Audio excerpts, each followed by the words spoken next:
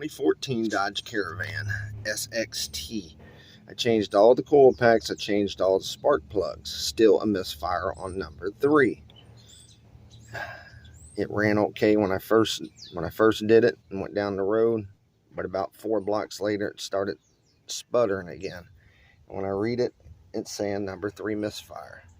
So my next project is changing the fuel injectors. I've been trying to find videos on somebody changing fuel injectors on a Dodge Caravan. I have not found any.